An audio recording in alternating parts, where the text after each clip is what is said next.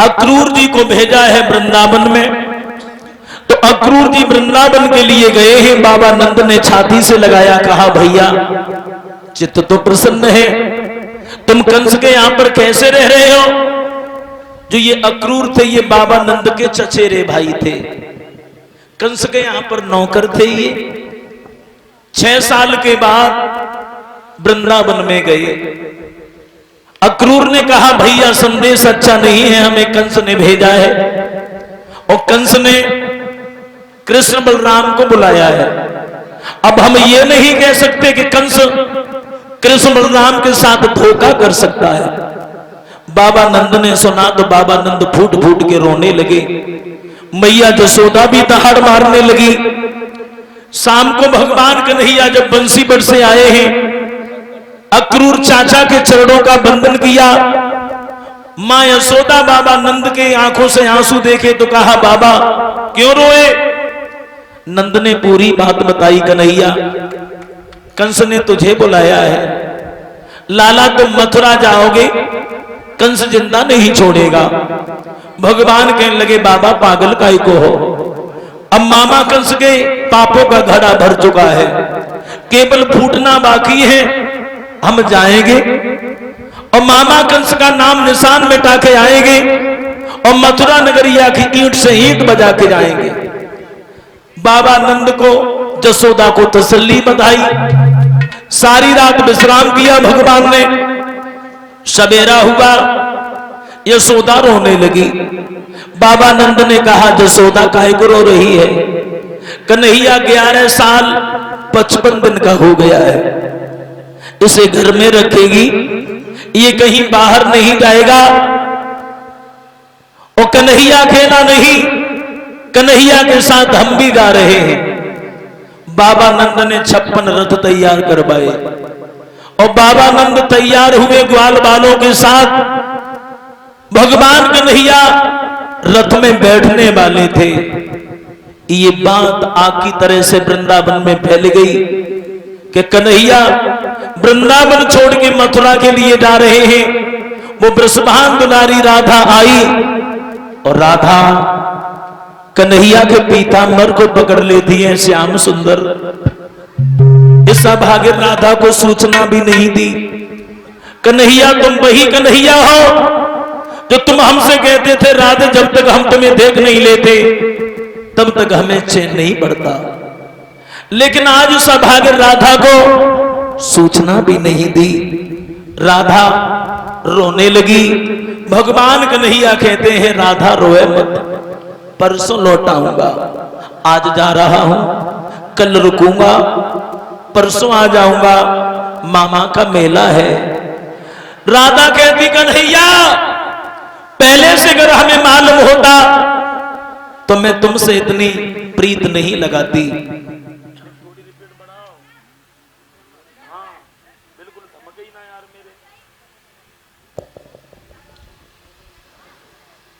राधा रोने लगी। भगवान कन्हैया कहते हैं राधा रोए मत, आऊंगा, अवश्य आऊंगा मैं।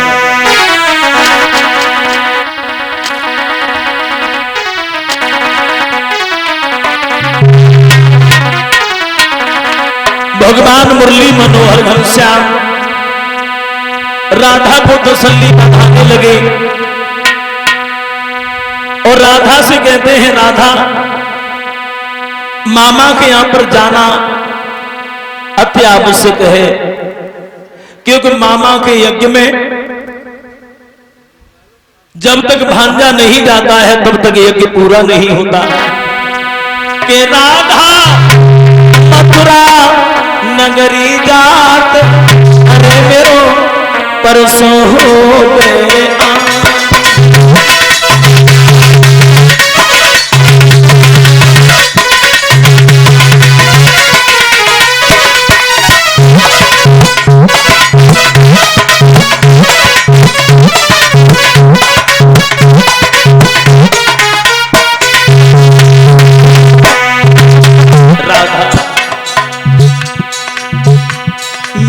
परसों हो गए आना, नहीं कर रहे कोई बहाना, मेरो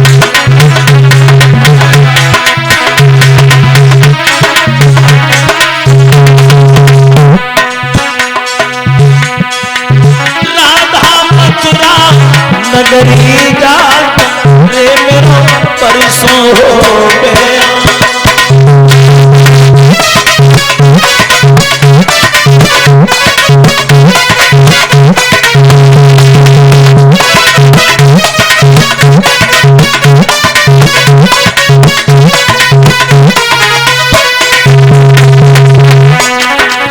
बोले हैं केशव है निश्चित मेरा वायदा, तुम साच बताए रहे राधा।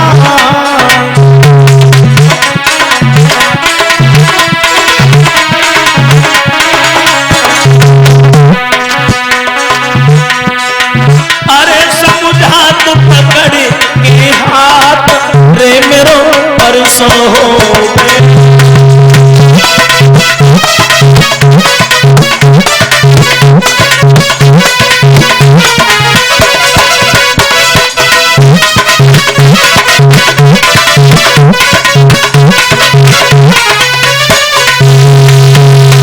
राधा परसों लौटाऊंगा, लेकिन राधा को वही बात याद आ गई गोलोक धाम वाली, जो कन्हैया के सखा ने श्राप दिया था कि राधा मृत्यु लोक में कृष्ण और तुम्हारा 100 साल तक वियोग रहेगा। कृष्ण और राधा का 100 वर्ष तक वियोग हुआ है। तो राधा वही बात याद करके रोदन कर रही है। कन्हैया कहते हैं कि राधा आऊंगा पर 100 वर्षों के बाद। राधा को समझाया है राधा हम रहे या चले जाएं, लेकिन मेरी मोहिनी मूरत तुम्हारे आंखों से ओझल कभी नहीं होगी। राधा को तसल्ली बधाने के बाद भगवान कृष्ण आगे बढ़े हैं। तो मैया जसोदा ने जब देखा है तो हल्की नहीं रुकी और कन्हैया को अपनी छाती से लगा लिया। लाला जा रहे हो? कृष्ण तू जब रूठ जाया करता था मैं तुझे मना लेती थी, माखन खिलाती थी, लेकिन मथुरा में तुझे मनाने वाला कोई नहीं है। लाला ये बात तो हमें आज मालूम पड़ी है कृष्ण कि तू मेरा नहीं, तू देवकी और वसुदेव का पुत्र है। मैंने एक दिन तुझे ऊखल से बांध दिया था। लाला मथुरा में पहुंच के कभी विचार मत करना कि मेरी यशोदा ने मुझे बांधा था। भगवान कहने लगे मैया ये तू क्या कह रही है? मां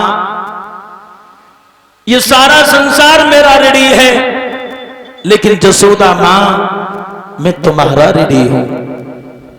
दिन रात मिलाने उल्हाने सहे तौने कऊ नाए निठुरता धारी।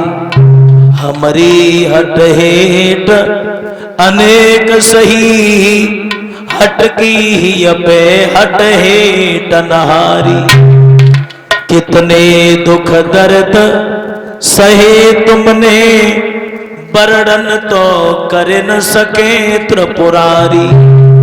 7 बार जन्म लेके आऊं तो नाए मिले मोसो लड़का तुमसी महातारी। मैया एक जन्म नहीं मैं 100 जन्म धारण करूं, लेकिन फिर भी यशोदा मां मेरे जैसा ढीठ बालक, तेरे जैसी भोली मां नहीं मिलेगी। भाइयों कन्हैया पैर पकड़ लेते हैं मैया अब हमें आज्ञा दे दे। मैया दे आज्ञा हमें मत बरसावे नीर। मनमोहन जनियो ही है जसुदा तेरे तीर। मैया के पैर छुए गोपियां बिलखती रह जाती हैं। भगवान कन्हैया रथ में बैठ जाते हैं और रथ में बैठने के बाद मैया जसोदा जब देखती है रोने लगी। चले ही और मथुरा को घनश्याम देख के जसोदा भई है हम चले। मथुरा को घनश्याम देख के जसोदा भई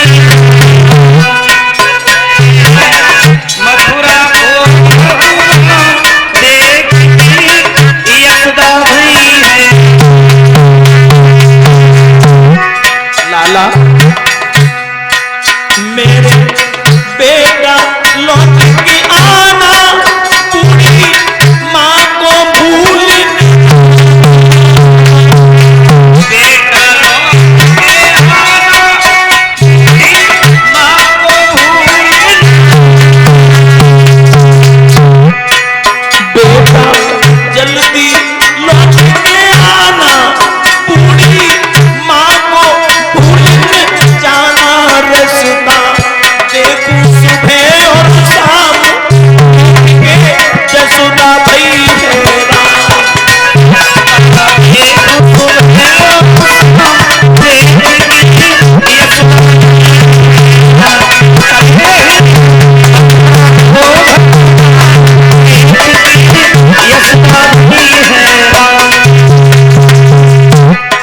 भगवान जब चले गए, जसोदा रथ देखती नहीं।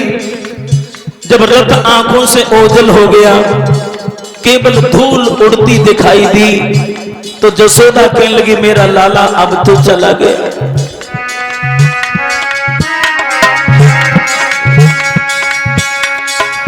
हर में मिलखा छोड़े गोपी ग्वाल, हर में छोड़े गोपी ग्वाल, अरे मथुरा के पास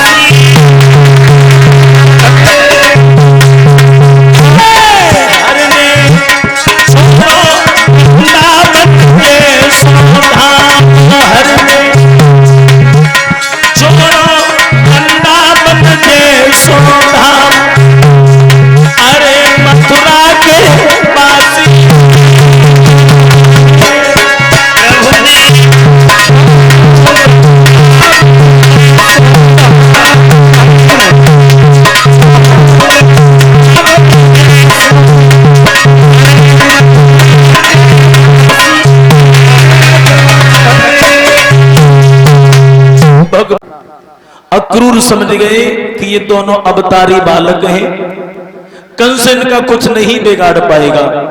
भाइयों, मथुरा में पहुंचे हैं भगवान, ग्वाल बालों को साथ लेके बाबा नंद से अनुमति लेने के बाद भगवान चले और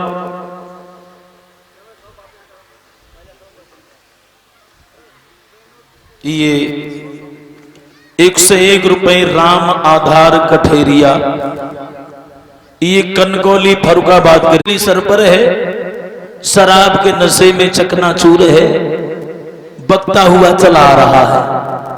भगवान ने कहा धोबी भैया थोड़े वस्त्र चाहिए। धोबी कहने लगा सुनो, झोपड़ियों में रहने वाले ग्वाल वालों, राशि वस्त्र पहनने के लायक तुम्हारा चेहरा है, हटो पीछे। भगवान कन्हैया समझ गए ये वही धोबी है जो त्रेता में जानकी को वनवास दिलवाया था।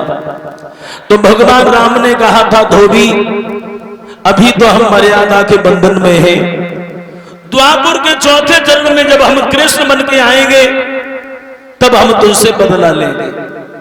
भाइयों, भगवान कन्हैया ने एक तमाचा मारा है, धोबी का प्राणांत हुआ। जो वस्त्रों की पोटली थी वो खोल ली, ग्वाल बालों ने आपस में बांट लिए, लेकिन राजा के वस्त्र कमू पहने तो हते ना है। कन्हैया ने 11 साल 55 दिन तक अपने शरीर पर कोई सिला हुआ वस्त्र नहीं पहना, पैर में पनही नहीं पहनी, केवल सिला हुआ वस्त्र पहना है तो मथुरा पहुंचकर ही पहना है। अब राजा के वस्त्र कभी पहने नहीं, कुर्ता में पैर फंसाए ले, पजामा गले में लगाए लो, पीतांबर कमर में बांध लो, बहुरुपिया जैसा भेष बनाए के चले। आगे भगवान का एक भक्त रहता था दर्जी। दर्जी ने हाथ जोड़े कहा, प्रभु तुम्हारी अगर आज्ञा हो तो ये वस्त्र काट छांट के हम फिट बना दें। भगवान बोले तो बात ही बन जाए। सभी वस्त्र काट छांट के फिट बनाए, सब ग्वाल बालों को पहनाए। भगवान ने वरदान दे दिया, दर्जी जाओ, कलयुग में तुम सुखी रहोगे। इसलिए दर्जी सुखी है। 500 रुपया को कपड़ा ले जाओ, 600 रुपया सिलाई के लगता है। जितने को कपड़ा ना है ता से ज्यादा सिलाई लग जाते हैं। चाहे कौन सो कपड़ा सिलवा। दर्जी को वरदान देने के बाद एक माली मिला, उसने गले में पुष्पों का हार डाला है और आगे बढ़े तो एक दासी मिली। कैसी दासी है? शायद ब्रह्मा जी ने सारी सृष्टि का संचालन कर लिया था, कूड़ा करकट बच गया था, उसकी बना दी थी। नाम क्या है इसका?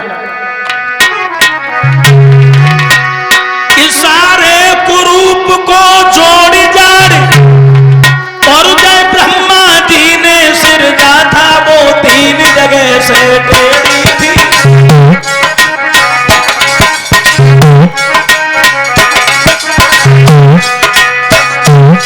3 जगह से टेढ़ी, वो नाम लली को गुजरा था।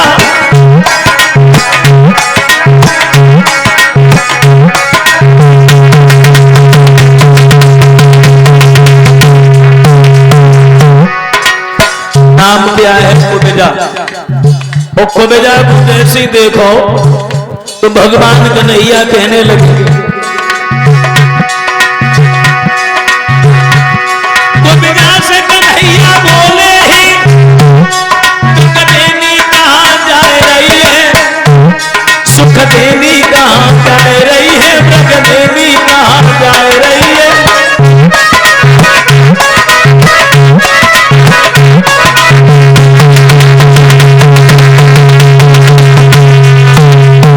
भगवान कन्हैया कुबेजा की रास्ता रोक लेते हैं और भगवान कहते हैं कि हे मृगनयनी, हे पिकबेनी, हे सुखदेनी, तुम कहां जा रही हो?